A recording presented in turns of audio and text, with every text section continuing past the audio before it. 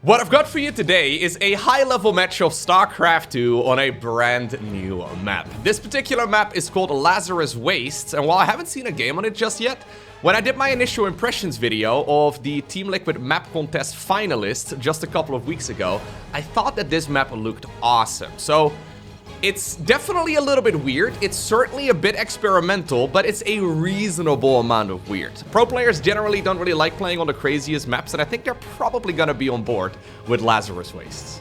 Anyways, let's get started like we always do, as the players are already chatting away. With the blue SCVs in the bottom left-hand corner, we have GuMiho. And his opponent, in the top right, he says, this map beats Submarine for sure.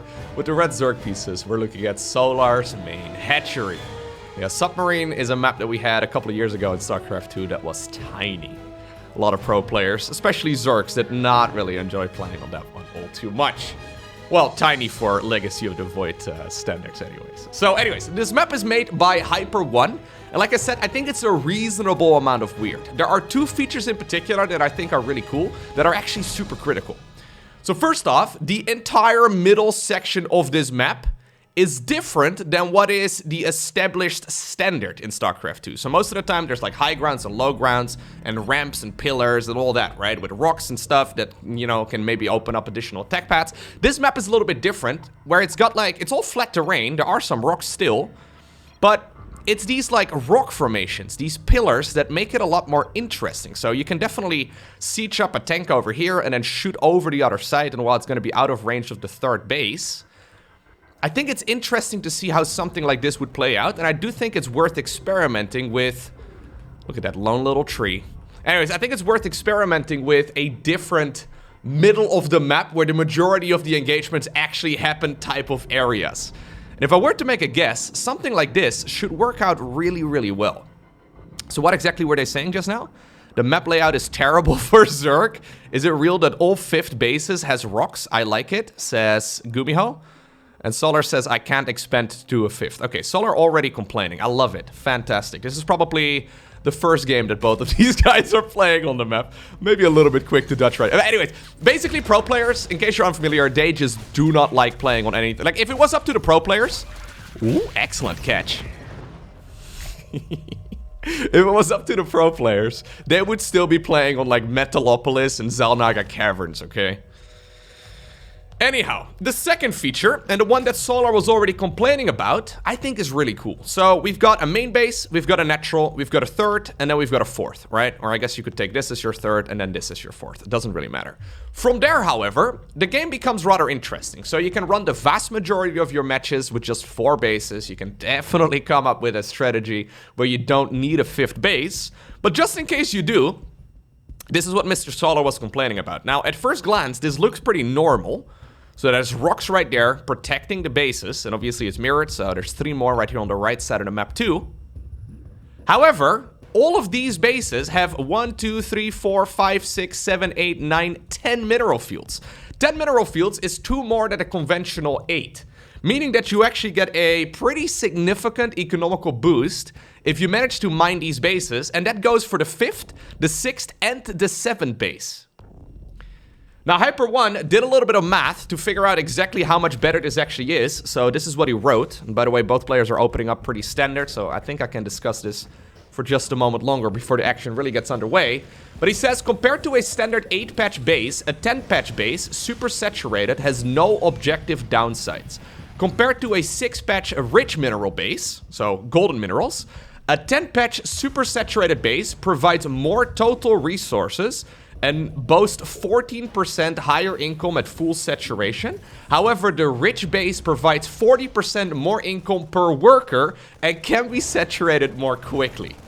Basically what he's saying is that this is a long-term investment that will pay off, but obviously it's not gonna harvest resources as quickly, but you'll get more value out of it over time. Which in theory I think is really interesting, and it's not so strange. Like, it's not like your third base has 8 golden mineral fields or whatever, because pro gamers will never be on board with that. I mean, not that they really have that much in the matter, but anyways.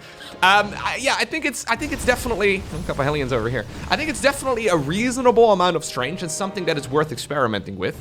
And overall, I mean, if you don't like playing any of those map features, You can obviously still go for timing attacks. You can still go for, yeah, just 4 base play and try to, yeah, lean into your opponent's maybe economical advantages instead. The 5th base, it's also pretty far away, so you could actually take this one instead.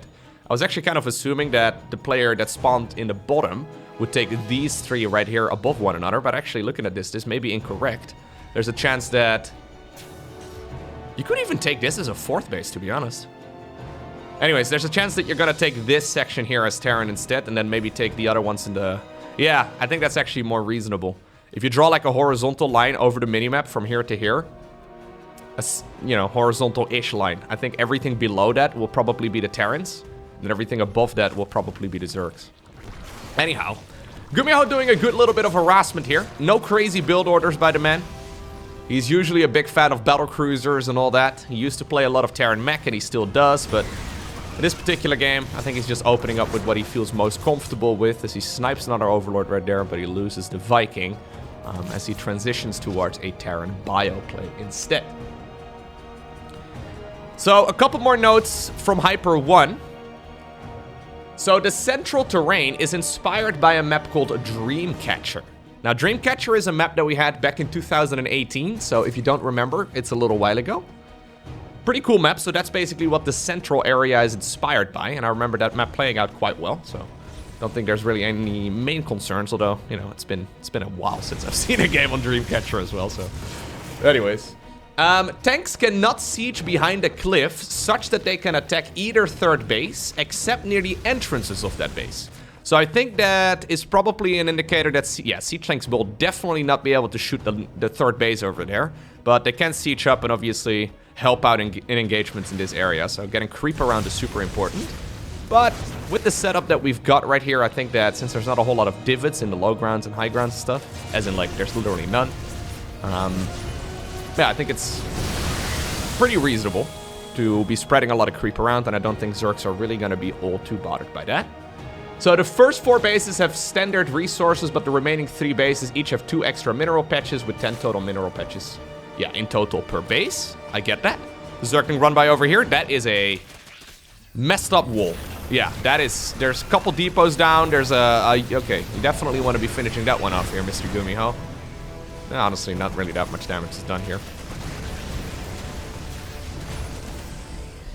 To balance the ability to take these bases, so he's talking about the bases that have the additional resources, especially considering the rate at which these different races expand, they are slightly distant and blocked by debris, which must be cleared prior to taking them, right?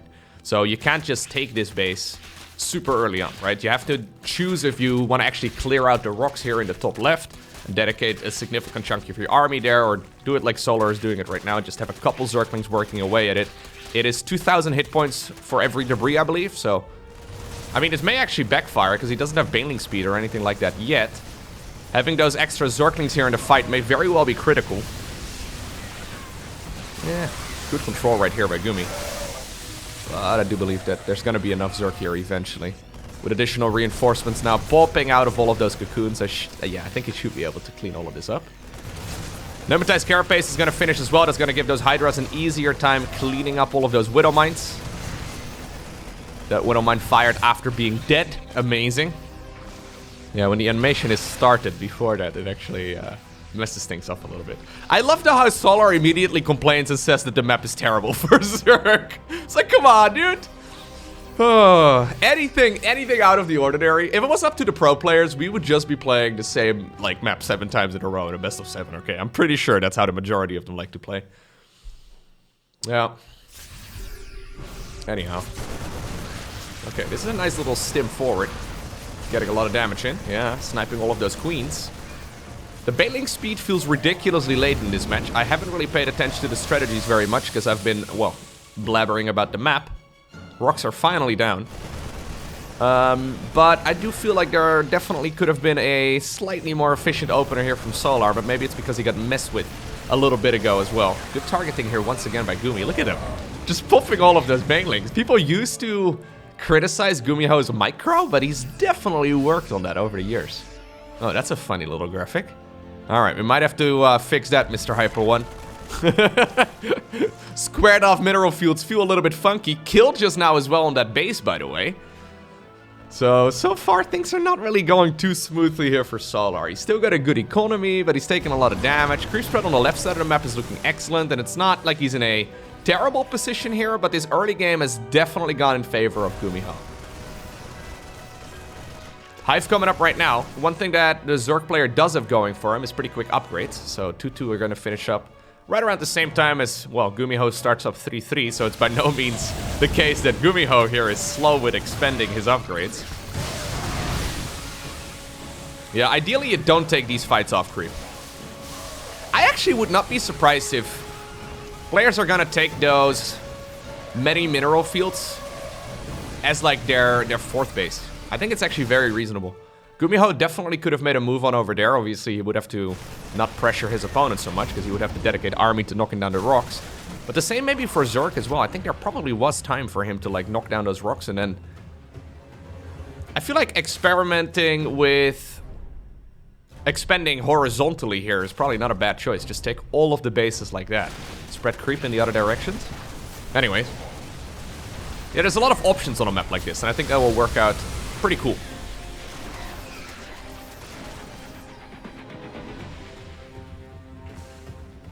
I'm actually very interested in hearing your thoughts on map design as well. Because I don't know, I talk about it quite a bit, and I feel like a lot of people don't have a particularly strong opinion about it. But maps really are so important to the game's balance.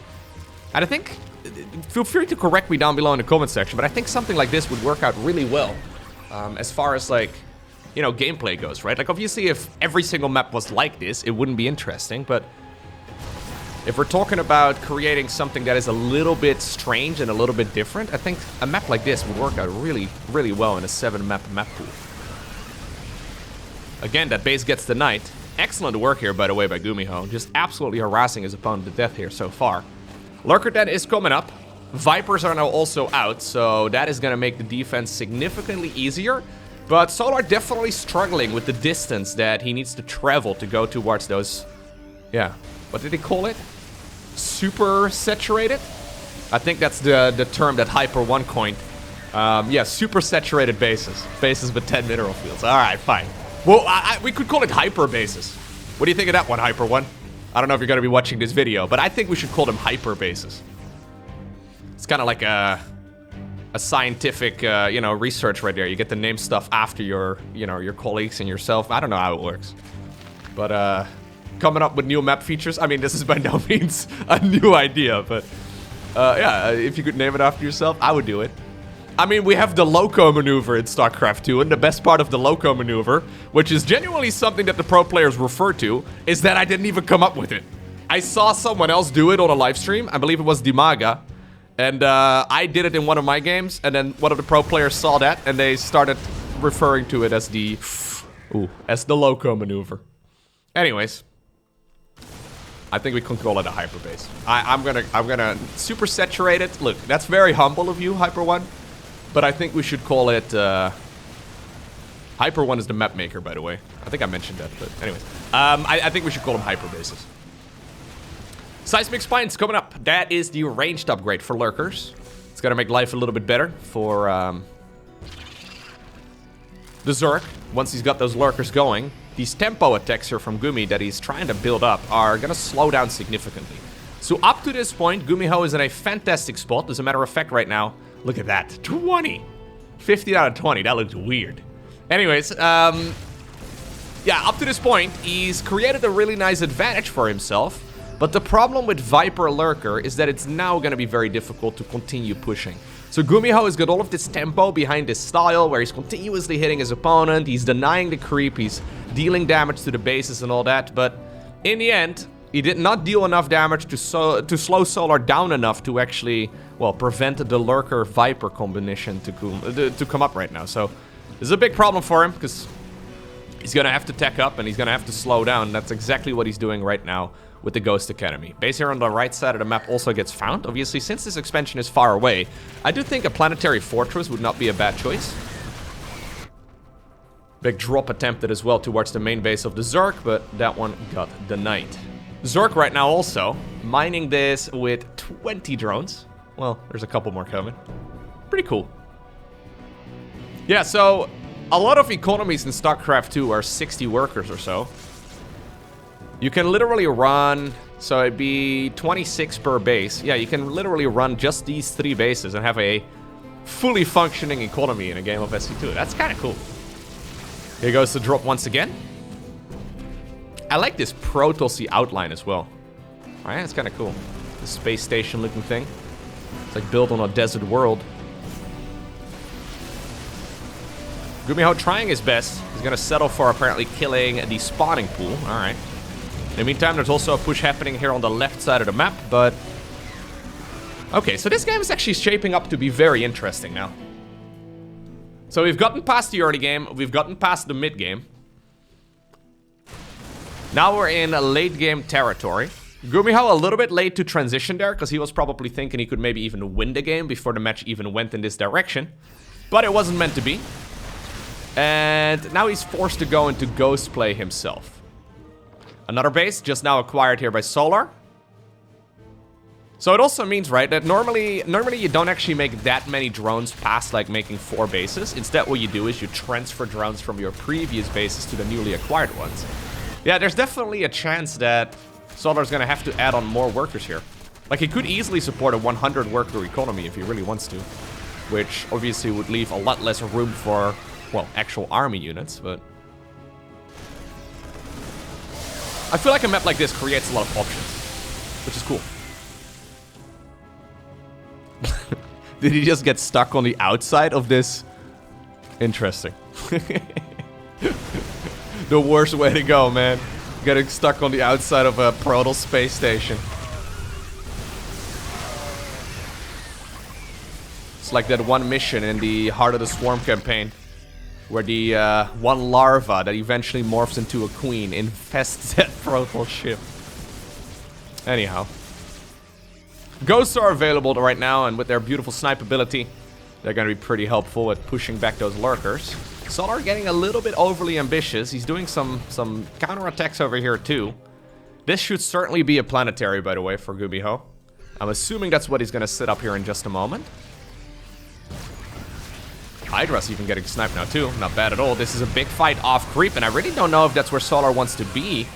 Usually these battles don't go particularly well for Zerg, and yeah, even though there are some choke points because of this pillar over here.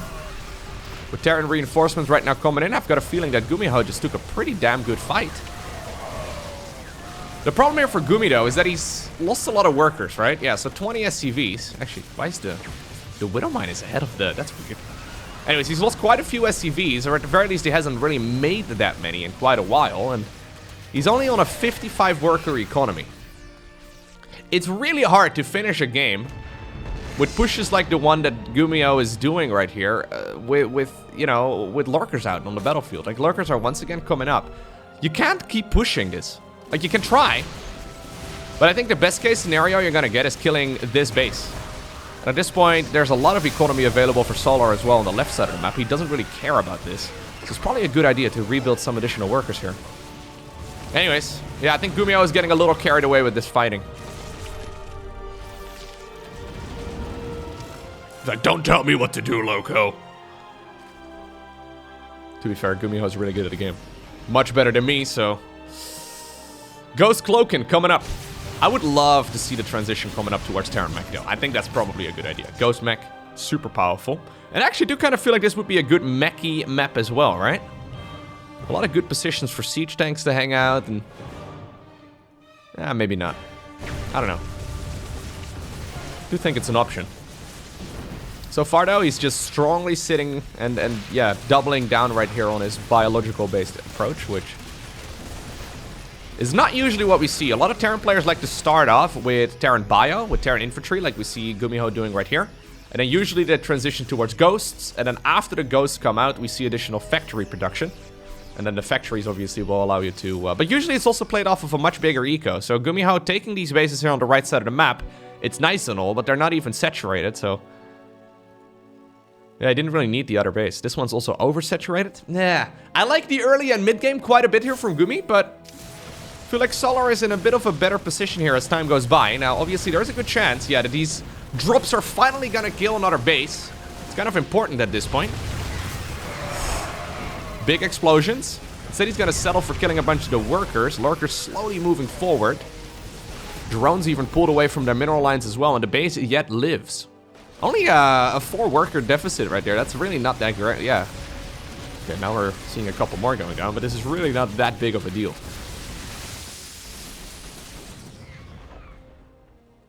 Okay. Yeah, this map is working out excellently. We haven't seen a lot of fights in this section of the map, like in the exact middle. So knocking down these rocks would create additional attack paths, which I feel like a Zerg player especially would benefit from if you want to set surrounds up on creep, for example. Having those rocks knocked down would be super helpful, but neither player really opting for that just yet. A lot of that has to do, though, with the fact that GuMiho has done an excellent job denying a lot of the creep so far. So he's killed 79 creep tumors. Already 700 Zerglings almost, man. Okay, sick.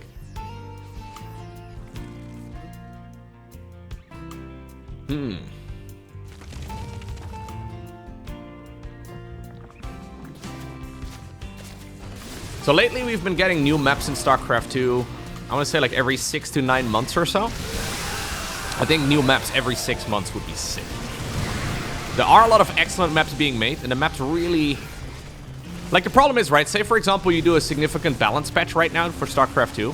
It would really overhaul the game, and it would be super exciting. I would, you know, love to cover that. But it's also a little bit of a risk, because the balance right now is super tight. And honestly, we're in a pretty good spot. Like, maybe some units need a little bit of tuning, like... I don't know, Ghosts are maybe a little bit too good. Zergs are really good at creep spread, so the Queens may... But I don't know. There's a couple of very small numbers that you can tweak, but I feel like there's a lot more flexibility when it comes to maps, because maps can always be vetoed, right? Like, say, for example, I don't know, a map turns out to be terrible and maybe a little bit too experimental. Most of the time in a tournament, you wouldn't see it, because the players will just end up vetoing it instead. Unless you're playing a best of 7, there's obviously no way to veto a map at that point, but then usually it will be one of the last maps instead. Anyways, if we're gonna experiment and do something a little weird in this era of StarCraft 2, with the balance being as close as it is, I think going with maps and trying to create a little bit of variety that way is actually very interesting. And if we keep going maps, like if we keep getting new maps every 6 months or so, I've got a feeling StarCraft 2 can exist for a very long time to come, because it will keep the game very fresh. Anyways, the next couple years are going to be interesting anyways, with a lot of new RTS games actually releasing. I am planning on making a bunch of content as well, by the way, for other RTS games. So in the next 3 years, there's like 6 RTS games coming out that all seem pretty promising. The main one for me being Stormgate. I think Stormgate has a very good shot at being excellent. But it's it's an exciting time to be a StarCraft, well, a StarCraft fan too, but yeah, StarCraft 1 is actually doing really well too. But anyways, it's a good time to be an RTS fan. Like, I kind of felt like 2022 was going to be shaky because, I don't know, it's hard to say what the future of StarCraft 2 is going to be like, but as time progresses, a lot of new RTS games are announced, and a lot of them seem really positive and really very cool, and StarCraft is not slowing down by any stretch, it seems. So anyways, got a little sidetrack there in the commentary. These guys going back and forth and back and forth. This has been essentially non-stop battling for the better part of the last 10 minutes.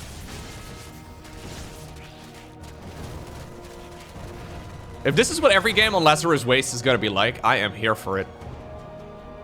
Oh, big bailing. Yes, nicely done. Big bailing hit right there. But Gumi sniping all of those with the Widow Mine. Although the Widow Mine did just now get sniped itself as well. But Gumi's still with a supply lead, but he's building out in the middle of the map. He's got a lot of space in the main base to put his construction. I'm not exactly sure why he decided to put his producing facilities right over here, but yeah, I have no idea. So obviously, these mineral fields will still mine out. They have a conventional amount of resources on them. Yeah, so some of them are high, some of them are low, so that's what we normally see in a game of SC2. So 1600, 1800, 900, or sorry, 1800 and 900, going back and forth, alternating. This base is actually going to be super critical here for Solar. This is the last base that he can reasonably mine, and GuMiho knows it, trying his very best to deny that constantly. This has been an absolute bloodbath of a Terran versus Zerg, my god. Blinding Clouds trying their very best, but this is a pretty good fight, I believe, here for the Terran player, although a lot of units there are not actually fighting.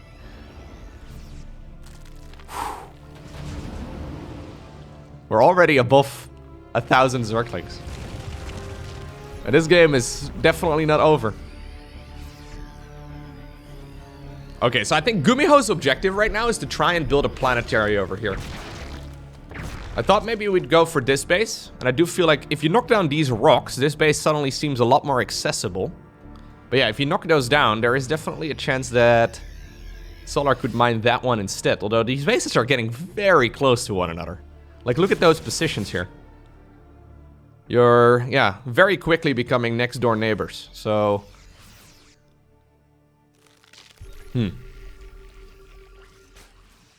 Very interesting. Cool. Oh, I think someone outside is doing some construction. I was wondering what that noise was. You probably can't hear it. Anyways. I'm still messing around with the new audio setup, so I thought for a second I did something wrong, but no. Interesting fight right here for Solar, but Solar keeps taking these engagements deep off creep. And while it's kind of working out for him, yeah, I think he's really trying to keep that base alive, right? So he needs creep over here, yes. Please spread that creep in that direction. Without the creep in that area, he's gonna have a very tough time. So now Solar is at the 3 o'clock position as well as, like, what is this? Like the 10 o'clock position. So his units have to travel a very significant distance. I would love to see... Well, that's weird. That's very kind of you, Solar. Terran was just about to fly a command center over here and you decide to knock down the rocks?